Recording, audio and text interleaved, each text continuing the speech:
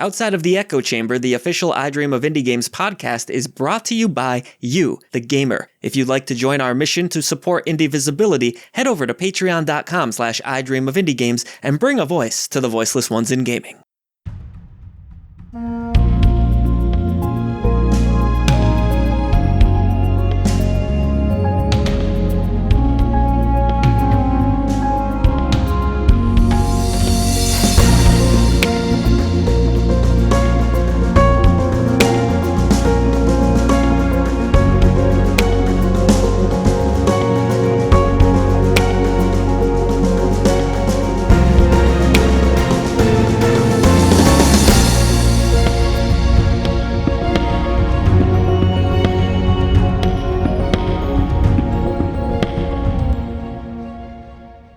Well, hello, Indie Warriors, and welcome to Outside of the Echo Chamber, the official I Dream of Indie Games podcast. I am BarelyMagicMike, subbing in for Old Gamer Joe this week, and I am here with Scrambled Ashton. Hiya. If you're new to our indie gaming community, welcome. Our mission is simple. We bring a voice to the voiceless in gaming. That means spotlighting indie, AA, and niche developers with professional reviews, gameplay impressions, curated lists, sales breakdowns, and deep dives into hidden gems that most gamers overlook. You name it, we cover it. We even sprinkle in a bit of retro from time to time. Want to support the indie cause and get this podcast 3 days early with other awesome perks? Head over to patreon.com/idreamofindiegames. Patrons get shoutouts, early access, and exclusive content. Or consider joining us via YouTube memberships for cool badges and emojis. If you can't support us financially, no worries, just enjoy the show and maybe share it with a friend. You'll find us every Thursday on Spotify, Apple Music, and wherever you listen to podcasts. In today's topics, we'll go over some indie gaming news, including Clive Barker's return to gaming with Hellraiser Revival, a very unexpected Elf on the Shelf game coming, controversy around the StopKillingGames initiative, and our conversation of the day, which is which genres are underrepresented in the indie gaming space. But first, it is Icebreaker time. It is. And now I didn't write this icebreaker, but it's very sort of fitting given that I am currently planning a wedding. It's like I cannot escape it. My cookies know I'm planning it. Congrats. Thank you. Every advert I get is like, hey, were you looking at wedding caterers? Here's an advert all about a website that will tell you all about that. And I cannot escape it. So Joe, I think very lovingly, has made sure I can't escape it here either. Because his question that he'd like us to answer is, what would your dream wedding look like? We're talking the venue, who's invited, the after party, everything. Do you have like a dream wedding in mind, Mike? You know, I never did, but I had my wedding a couple years ago now, almost 2 years, and it was exactly what I wanted it to be. Like, it's not what people would think of as a dream wedding, but I always wanted my wedding to be very low key. I don't like all the expense and extravagance, and like I went to a cousin's wedding once, and when they cut the cake and kissed, there was 15 minutes of fireworks, and I was like, oh God, too much. Yeah. Like, cut that shit out. So I had my wedding in the wine cellar of a Neapolitan pizza place. Sick. Which was nice. The food was great. It was cheap. They had great cocktails, and we just wrote our own vows and made them kind of silly and kind of sweet. And they're, even my dad, who has historically been somewhat homophobic, was crying at it. So mission accomplished, Yeah. It was great. Oh, that sounds so nice. I wish we could have invited more people, though. Yeah, I guess there's not that much room in a cellar. No, it was like 30 of us in total and had to omit some invitations, but it was still great. So what's your wedding shaping up to look like? Oh God, it's very much like early days. We've been together for so long that it was sort of like, yeah, there's this and this, and maybe we'll do this. But right now it's like we've booked the venue. We've got a lovely venue that we're quite excited about. I literally booked the caterer today. We're having like chicken fajitas for our meal. Ooh. I'm quite excited.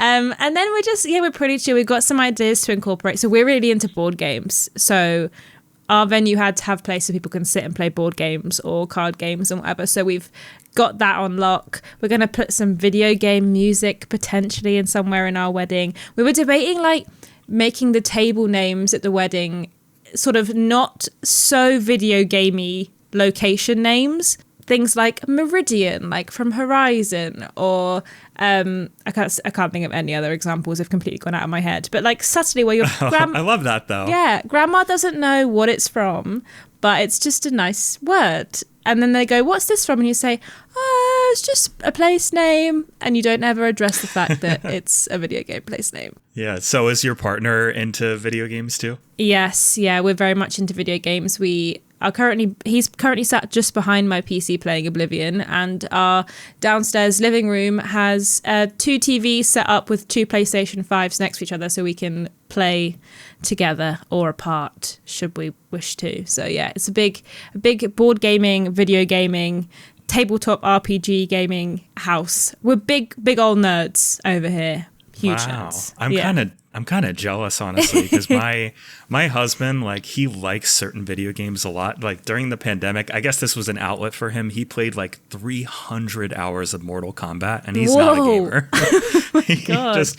He was a nurse during the pandemic. Oh, okay. So he needed to come home and rip people's spinal cords out and Understandable. That was his therapy. But he only plays games that I directly recommend and like basically sit him in front of and be like, "Here, play this. You'll like it." There's not much self-interest. No, at least you know what his taste is, so you can get it down to a fine art to be like, "You will enjoy this, I promise." Kind of. He can be a little unpredictable at times. I sat him in front of Promenade recently. You know that game? Mm-hmm. I loved that game last year. I think I called it my favorite game last year. Really loved it. And I thought he would love it because he loves platformers, but he found it surprisingly confusing to navigate. Like he needs games to be very linear, which I guess is a note for my back pocket. But I was hoping he would like it more. Hey, everyone's a learning experience. You know, you'll know it for next time. Yeah. So, while talking about games, what have you been playing this week? Anything good? I've played, the thing is, I've played a game that we reviewed on the channel last week, Wheel World. I played a lot of that. I think the review's up already now, so you can see what I thought about it. But had a lot of fun playing that game. It was about 6 hours long to get through all of it, pretty much. Oh, not which bad. was a nice bite-sized chunk. But to be honest, the thing I've been playing the most this week is Minecraft. Really embarrassingly, me and my fiance have been sat in bed the last few nights playing Minecraft on our phones together. I don't know why. I've just turned to him last week and I was like, I really want to play Minecraft. I think it's because I need like a head empty. Like I don't want to think about anything. I've got wedding planning on one hand and then work stuff on the other hand. And I'm like, I just want a game where I can do nothing apart from just dig out holes forever. So I've been playing quite a lot of Minecraft this week, if I'm being honest. What have you been playing this week? I have never played Minecraft before. Is that crazy? That is... Never once even picked it up. That is kind of crazy. Yeah, that is pretty mental. But I think it's one of those things where, like, if you have a reason to, you'll play it. But if you've never had a reason to pick it up, then why would you? Yeah, it seems like a huge time sink when I already struggle to like play games for myself outside of the channel, and it's like, oh god, I don't want to play a game for like hundreds of hours. Yeah, it's got no end. Is that like your chill out game? Well, it sort of varies. Like sometimes I was really into like Power Wash Sim. Like I've played all of Power Wash Sim, like all the free stuff. So that was on Xbox Game Pass. None of the expansions. Because I think it's just, well, sometimes you need a game where you just don't have to think and you can have something on in the background. So Power Wash Sim's lovely because I can just absentmindedly clean a house whilst I watch Criminal Minds or YouTube or whatever. And it's just like a nice something to do with my hands while my brain is looking at other things, which is quite nice. So yeah, very similar chill vibes with that one as well. It is a lovely game. Have you played it in VR? I haven't, no. I've never even thought about playing it in VR. And that does sound quite fun and relaxing. They released a VR version. It is very chill. I mean, I don't know if it's as chill to have a computer strapped to your face while you play it, but it feels more immersive at least. I like it. Yeah. As for what I've been playing this week, so I guess a few things. I picked up Donkey Kong Bonanza. And though I'm normally not big on talking about AAA games during this podcast, I have been really liking it. It is very fun to destroy stuff, believe it or not. Very good time. And I was thinking about picking that up. It's my birthday on like this weekend just gone, I think, when the podcast comes out.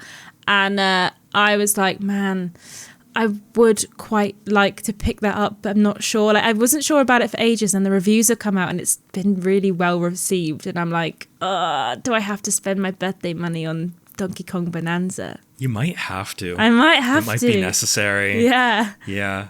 It's really good. It kind of depends what you're looking for, though, because there's not a whole lot of like the traditional 3D platformer like traversal challenges. There's some of that, but it definitely focuses heavily on the destruction, which is compelling in its own right, but maybe not what everybody will be expecting necessarily. Yeah. Also been playing some indies, thankfully, that Thank I can God. talk about. Yes, exactly. Yeah, I just reviewed Let Them Trade, and that video will have gone live a few days ago. That was a cute little game. Not really going to win any awards or anything, but it was really good to chill out to. And I just wrapped up my review of Split, which is by Mike Klubnika, the creator of Buckshot Roulette. Have you played Buckshot Roulette? I haven't, but I have heard of it. So my experience playing Buckshot Roulette was that there was one day I heard about it and I heard, oh, this is kind of a creepy game. I'm going to take an edible and I'm going to play this. So I was like, let me get stoned and try to creep myself out. And oh my God, I was so immersed in this, and the part where you're just pointing a shotgun to your face and don't know whether it's going to shoot you or not, I like felt that.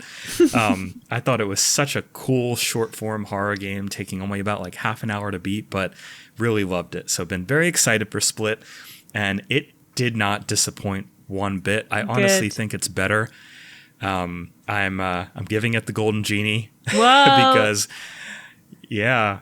Even though it's only an hour long, less than an hour, it is a really great hour. It was very compelling. There's these sort of hacking puzzles that feel very obtuse, but very natural to sort of figure out at the same time. And once it gets creepy, it gets really creepy. Great sound design.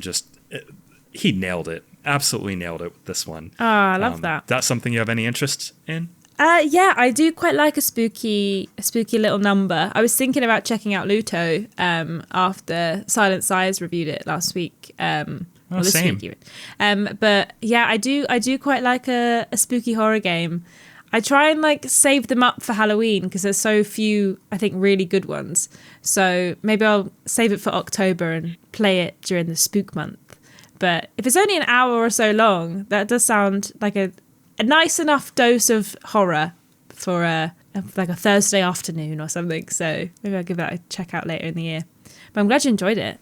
Yeah, I find short games personally to be very appealing. I don't know about you. Yeah, no, I do. I think like it depends because sometimes obviously you can spend, anywhere from like 20 to 40 hours fully immersed in a big open world game or a universe or world or whatever, and that's always something special. But then occasionally you're like, God, I just want something that's going to take me an evening and I can play the whole thing and just be like, wow, what a nice time I've had the last few hours, rather than having to be so into it for so long. I think there is a little bit of joy in those short numbers as well. Yeah, exactly. And they never really overstay their welcome, which I feel like is a problem for many games as I experience them, at least. And yeah, I just want a game to be as long as it has content for, Yeah, I thought that about Final Fantasy Rebirth. Yeah, the second one. Final Fantasy VII Rebirth, because I was like, it's really good and the story's really interesting, but there's just so much and it just goes on for so long and you spend so long doing all of the side stuff that doesn't feel super necessary when you know the world's gonna end. Or you're like on the run from the police and you're like, let me just stick around in this casino and play mad mini games for like 7 hours. But I think sometimes it feels that it's just big for the sake of being like, our game's 60 hours long, more so than it is for necessarily the content and story are worth your time. Yeah, that might have appealed to me a long time ago, but now I'm like, give me some quick, easily digestible experiences that get the point across and are really compelling from start to finish, but don't have any of that filler. I'm with you. Yeah, definitely. Well, now I think it's time to go on to our news. Are you excited for this first one? Oh, so excited. So Elf on the Shelf, that guy, that little Christmas guy, has got a new game coming out. Elf on the Shelf Christmas Heroes was revealed. This comes from Game Rant by Dave Francisco, or as I like to call it, Gamer Ant. Because that's also what it says. So this game is developed by Outright Games and Casual Brothers, and it will be a 3D platformer starring customizable scout elves. It's launching October 17th, 2025 on PlayStation 4 and 5, Switch and Xbox. It's also got mini games, including a maze navigation and memory card challenges, and it's based on the popular little guy, the Elf on the Shelf, which has actually taken, I think, the UK by storm over the last few years. That was never a thing when I was a kid, but has since become very popular in the UK. But I think it's a very American thing, isn't it, the Elf on the Shelf? I guess so. I mean, I was raised Jewish, so I never understood the whole deal with Elf on the Shelf. So this baffles me even more. I'm like, why do we need a video game about this? I can't even tell what it plays like, really. I don't see... Did they release gameplay for it? There is, I think... I don't know if there's a trailer... Well, there must be a trailer, actually. It says... oh, no, it just says they revealed they're making it. So... Oh, there is a trailer, yeah. There is. But it's very much just... I mean, it looks... terrifying. These little elves look absolutely haunting. No wonder it's coming out in October, because this is a scary game. But it doesn't... I think this is only making headlines because obviously Elf on the Shelf is an established brand. The way it looks is nothing special. It looks like a very quick to make sort of abomination of a game. Yeah. Yeah.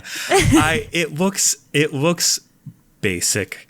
Mm-hmm. It looks pretty basic from the screenshots. There's nothing here. I feel like that even as a huge fan of platformers, there's nothing here where I'm like, ooh, that I want to, do a Santa puzzle or complete this timed maze or whatever the screenshots are showing me as I'm looking through them.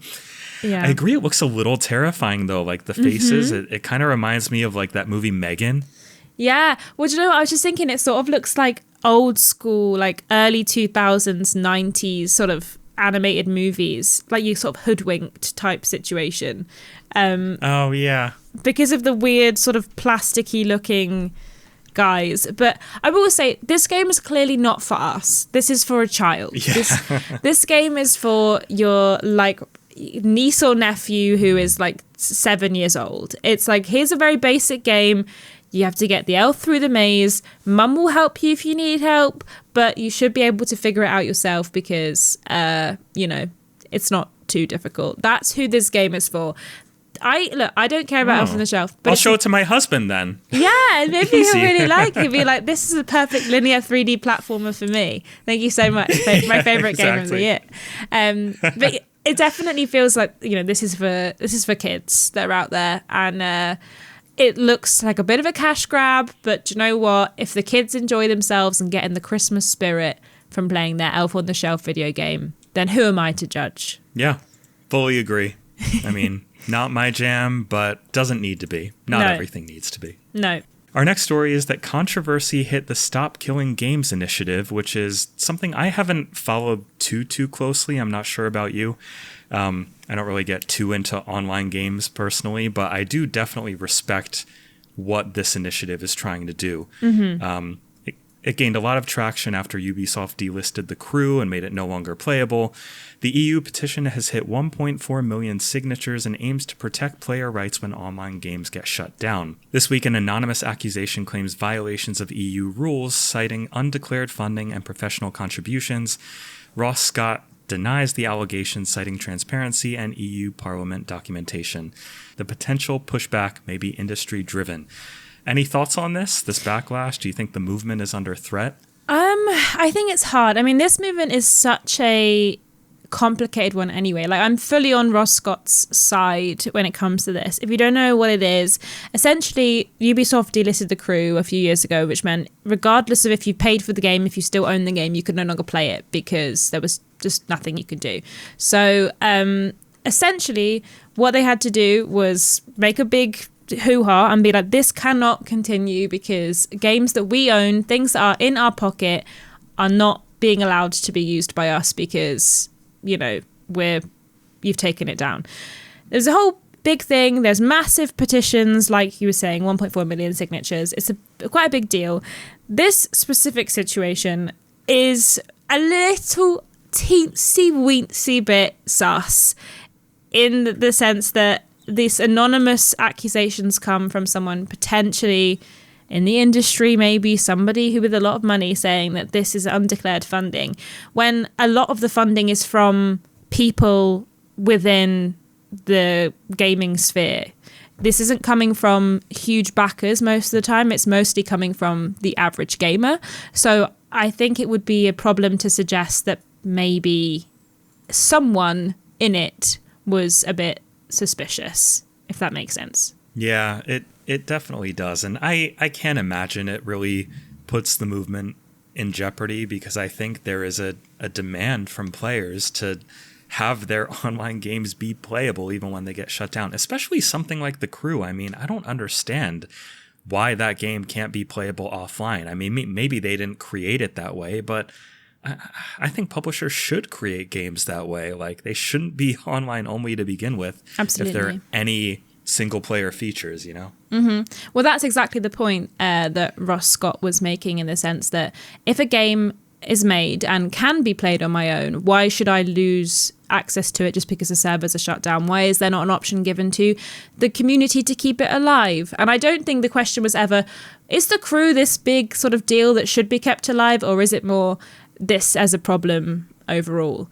In this specific moment, I don't know if it's under threat. I think it's difficult to say whether or not this will make much difference. We've already seen Ubisoft sort of go back on things that they were planning on doing and talk about The Crew, and it's become a big deal that publishers are now considering things that have to change. So I think it's, even if this does stop it in its tracks, I think it's still made a big enough point where it won't be completely without cause and effect, even if it does end today. For sure. And what you were kind of alluding to there is I don't really think this is about The Crew specifically. I don't think that game was, frankly, I don't think the game was good enough to make a big splash in the industry or anything like that. It's just the idea that you buy a game, you play it for a little bit, and then whenever the publisher decides it's not profitable enough for them anymore to keep the servers running, they just shut it down, even if you could theoretically play it on your own.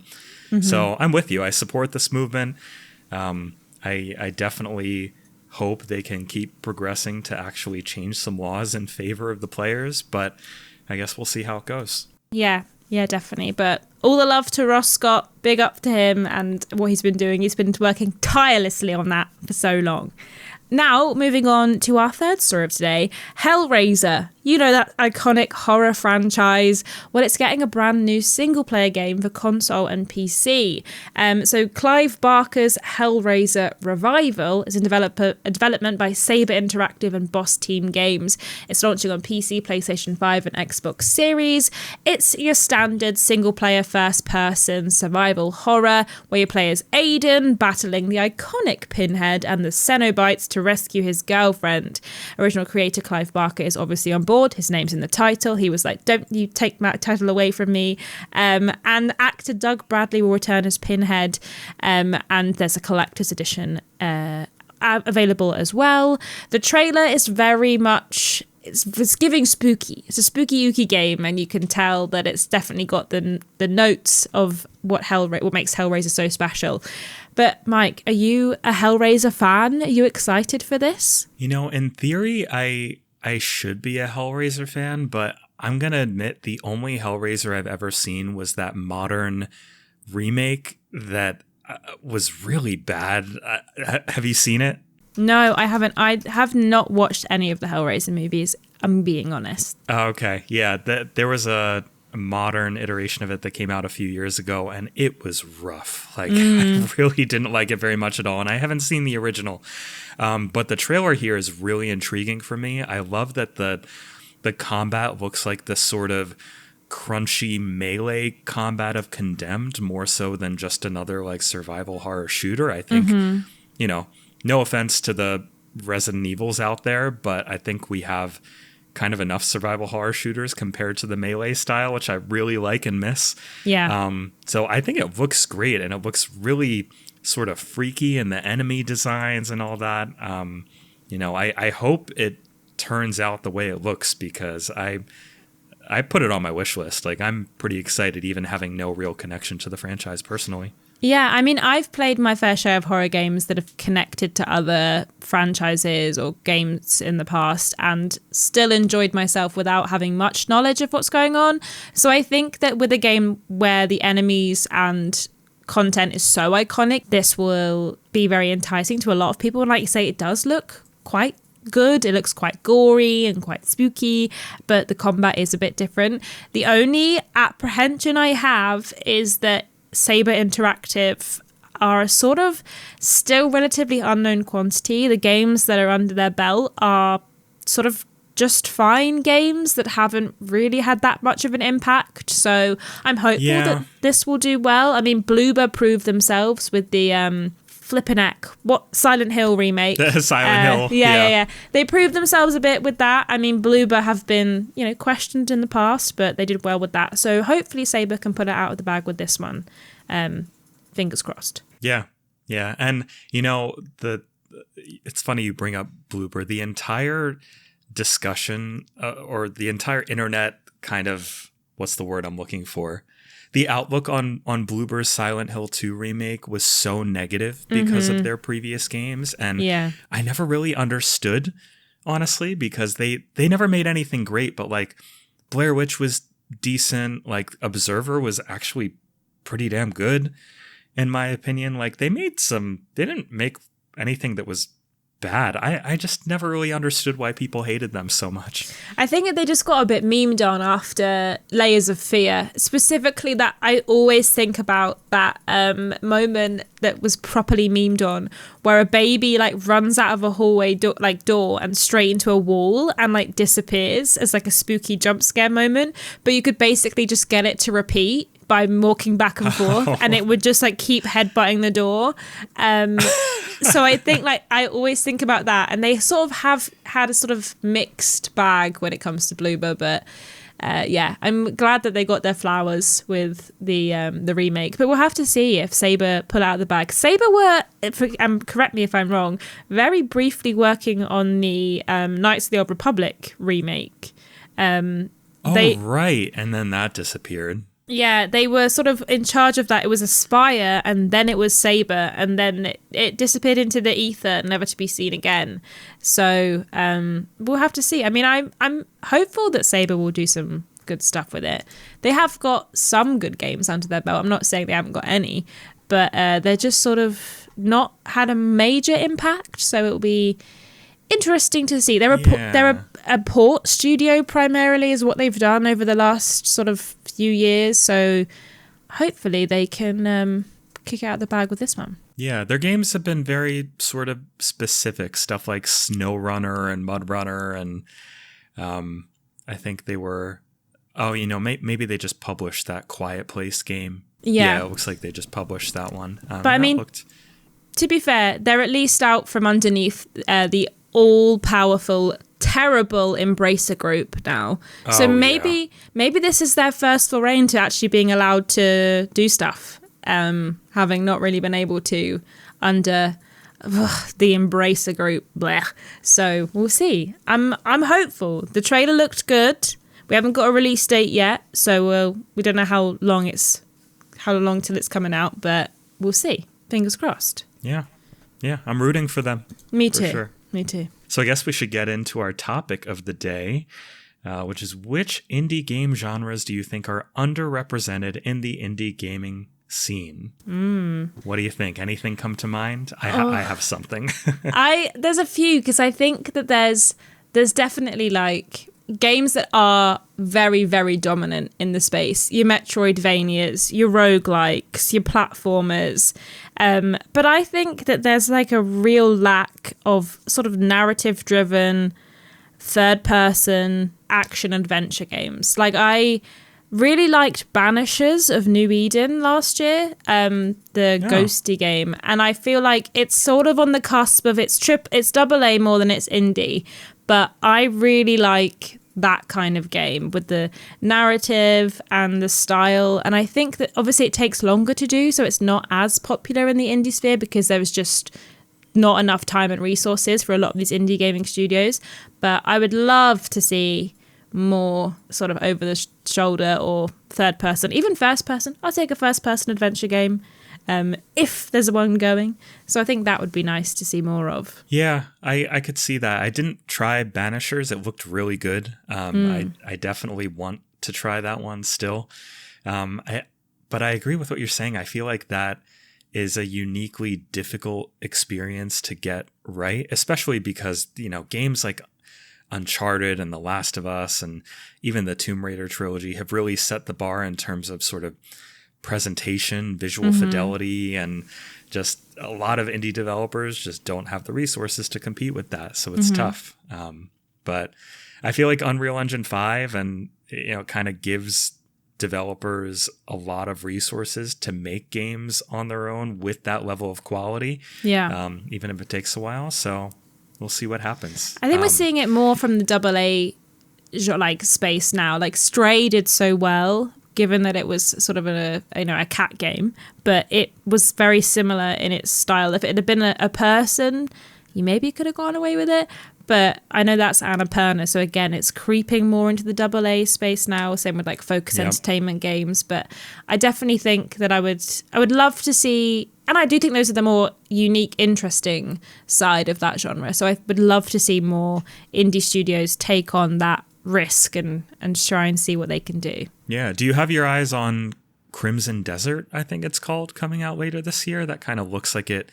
Maybe a little open worldy compared to what you're saying, but it looks kind of like a neat action adventure RPG sort of thing. Oh yes, I have seen this one. I don't know. I think it's like almost what I'm looking for, and it does look good. So I'm gonna see. We'll see what happens when it releases, but it does look good. So we'll have to see if it's meeting my threshold of things that I want. Oh, it's Pearl Abyss as well.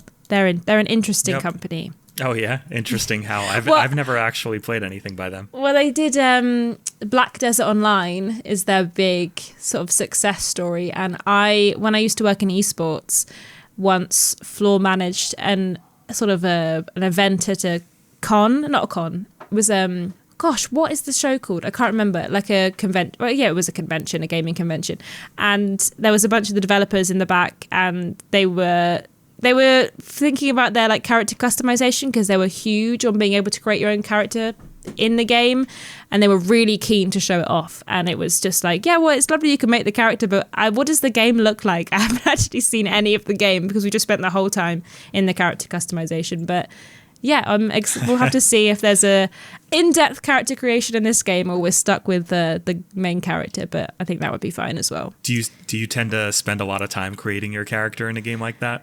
I do. Well, not like loads of time. Like I wouldn't spend more than like an hour, but I do enjoy an in-depth character creator. I think it's a lot of fun. So I would never turn down the option to have a character creator in gaming. But anyway, Mike, what's your underrepresented gaming genre in indies? Mine is very specific. I grew up loving the Splinter Cell series. I love that series so much. It was one of my favorites ever, even when it kind of shifted course with Conviction and Blacklist becoming a little more actiony. I still loved it. I love that series so much. And there is absolutely nothing like it out there right now, except a couple of small exceptions. Like, I don't know if you're familiar with the indie games by Antonio Frere, I think his name is. I'm not sure. He has made The Chameleon and No Sun to Worship. And both of those games are very, very short, like very, very short. Like I think No Sun to Worship took me 3 hours or so to beat. I reviewed that one a couple years ago. But although it's definitely sort of a simpler lo-fi kind of Splinter Cell-like, it definitely hits those notes exactly, and I just wanted so much more of it. And I think the Styx games are a little bit like that too. With the sneaking goblin. There's another one of those coming this year too. Nice. What is it about them that you just love? There's something about them that the Metal Gear franchise and games like it don't quite capture. There's something just about stalking an enemy through the shadows and like kind of manipulating them with distractions and just kind of getting through unseen in an environment that feels very kind of realistic. Like if you're caught, you're dead. Like you're not, this isn't an optional stealth thing where like you get to fight back, or just it turns into Call of Duty if you get caught and need to figure your way out of the situation. Like, no, you're dead if you get caught. That's the kind of stuff I like. And I really liked Eric's Home for kind of having some of that, a little bit of that. Yeah. Do you know what I don't think is an underrepresented genre in indie games? What? Farming sims. Yeah. I love a farming sim. Like, I have a lot of time for a farming sim. Hey, I was talking about how I'm playing Minecraft earlier. Like, I really enjoy them. But I just think that there is a lot of farming sims that come out and then there's sort of nothing special, and they're coming into a space where there's so many and they need to stand out. And I think, unfortunately, they just struggle now to actually stand out amongst the crowd because there is just so many of them. Yeah, I mean, you can't make a game that's already like so many other games and expect it to have success without just kind of luck. I did play one at Summer Games Fest that was kind of interesting. I can't say I was super interested in playing the whole thing just because I'm not really a farming sim person, but have you heard of Grave Seasons? Oh, it does sound familiar. Let me look it up, see if I can recognize it. Grave Seasons, yeah. Yeah, so that one is sort of a mix of farming sim and horror game, which I think has been done to some degree before, but certainly not as much as the broader farming sim genre. And it definitely surprised me as to where my demo went. I still feel like the core farming gameplay isn't super for me, but it might be something you're interested in whenever that comes out. Yeah, because I feel like there's like something a little bit different when in each one, you know, there's a little thing like, like when I did Tales of Seiki review a few weeks ago, it's like, it's a farming sim, but also you can turn into an animal. And it's like, okay, but it's still just a farming sim. So I'm a pig sometimes. But I think that, I think that we need just a more, maybe some time off of a farming sim.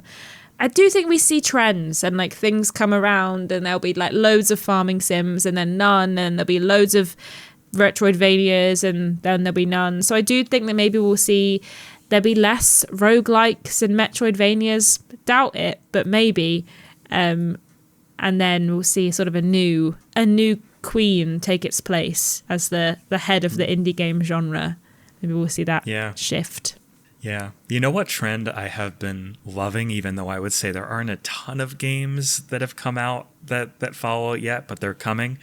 I'm a huge fan of Disco Elysium. It's one of my favorite games ever. Yeah. And I love the trend of RPGs with no combat. Yeah. Yeah. You're yapping RPGs that just have like, RPGs that like focus on really good writing, really interesting decision making, and sort of, you know, dice rolls to guide that decision making. Really looking forward to seeing more of that kind of stuff. I don't know if you tried Citizen Sleeper, but Citizen Sleeper 1 and 2, they are fantastic. Maybe I have to give them a go. I get a bit distracted when it comes to all the talking, but I played through Baldur's Gate and really enjoyed it. So maybe I'll have to, and I didn't think I was going to, but obviously that does have combat, but I actually really enjoyed the sort of conversations and the dice rolls. So maybe I'll have to retry that genre and see if I can find one that really speaks to me. Oh, I still haven't tried Baldur's Gate 3. I played a little bit of it, but I keep wanting to do more. I think I just need to set the combat to easy. It feels a little more complicated than I like, personally. I tried to play it as a wizard and got my ass absolutely beat in the first combat encounter I found, and then was like, no, I can't keep being this squishy. So then changed to a barbarian, and I had far less problems with falling over. So I had much more fun playing as the barbarian than a spongy, not spongy, very soft wizard who just kept falling over at the first sight of an arrow. So, yeah. Maybe I should give that a shot. Yeah, maybe. But let us know what you thought. If you have any genres that you think are super overdone and some that you would like to see. Are there any games in the indie space that you think are meeting our criteria that you would like to tell us about? Please pop them in the comments below. There's a few things coming up this week on our Dream of Indie Games. There's an upcoming indie releases as per usual on Monday. We've got another indie list Tuesday with more curated picks, and of course even more reviews. So make sure you're sticking around to the channel. And then Mike, Joe's written, please end with a very funny sound. So I'm gonna hand over to you there to make that very funny sound, I think. Oh, I can't just do the fart noise. That's his thing. You know, I do a pretty decent Wookiee noise. Oh, that is a very funny sound. Yeah, all right, let's try it out. Did that come through? No, Discord muted that entirely. So I'm going to have to wait till the podcast comes out to hear it, because Discord was like, that is not a person making that noise, therefore you're not allowed to hear it. That means great success. Indeed. Well, thank you all so much for listening, and we'll see you next time. See you later.